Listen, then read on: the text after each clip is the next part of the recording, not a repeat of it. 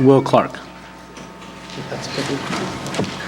So recently there's been a good amount of attention paid to staffing problems with the police department, and this is especially true in light of the budget shortfalls.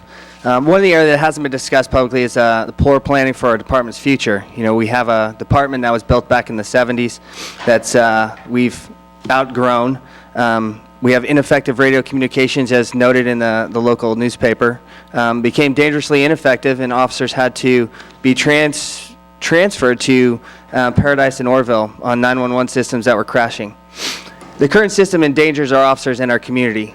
How would you devote the necessary resources to fix these problems? And specifically, we're probably going to ask, what is your priority in using emergency reserves?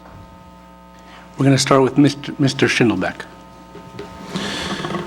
Well, again, it comes down to the budget. You know, that's number one. I mean, the short-term emergency reserves are for just that, emergencies. They shouldn't be used to balance the budget as they have been over the past few years. So I would be for using the emergency reserves to bring our communications equipment for police and fire up to date. I mean, there's no excuse. It's 2012. There's no excuse that communications between officers can't be clear and quick. I mean, we all have iPhones, for crying out loud.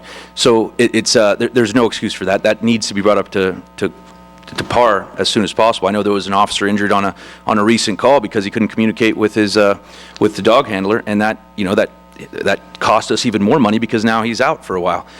Those types of communication issues shouldn't be an issue.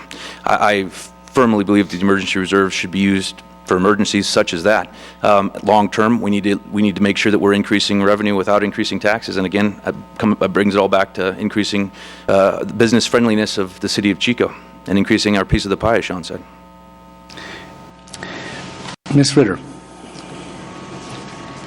So I heard Bob say that we can't use the reserves for that kind of expense for a capital improvement. So my question is to Toby, since we're all enthusiastically in support of giving our police officers exactly what they need. I don't think you're going to get any one candidate up here who's not going to say public safety is a top priority. Allocating the reserves to create a system that's adequate is not an option. So, well, that's an easy one, Tammy. So if that's a fact that reserves cannot be used for that, then I say go with Dave's recommendation of a capital improvements. I was at a council meeting about two council meetings ago, and the council allocated or approved $138,000 from Fund 305 to buy a piece of property to build a new bike bridge. I would see that as unessential in light of the situation we have with public safety.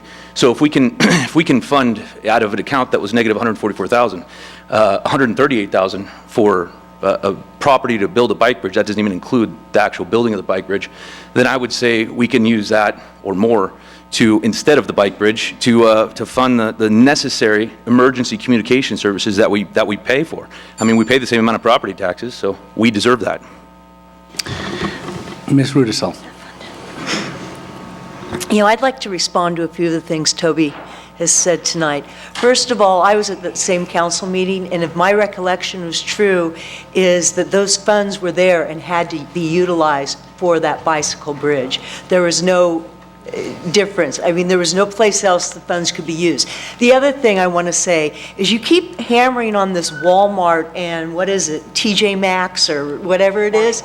Marshall. You know what? It's a matter of supply and demand. Those stores are going to look, particularly Marshall's, is going to look and say, okay, can Chico support another discount retailer in it? I don't think it can.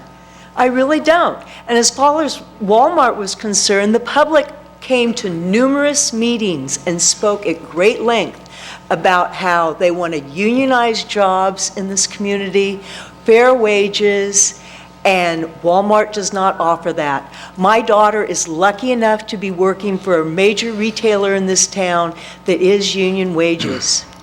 And if she, you know.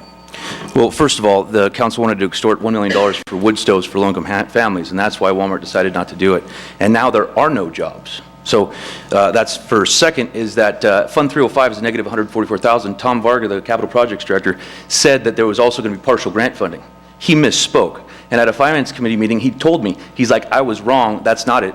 What we're actually doing is re-budgeting out of Fund 300 that wasn't spent. Fund 300 is negative 1.7 million. Then Jennifer Hennessy corrected him and said, Tom Varga misspoke. That's not true. It's coming out of Fund 305. We're just deficit spending again. What we do is we take that out of the cash balance, which is all the funds pulled together. We use that to pay for this. And we borrow against future developer fees with interest and then pay ourselves back when we get those developer fees in.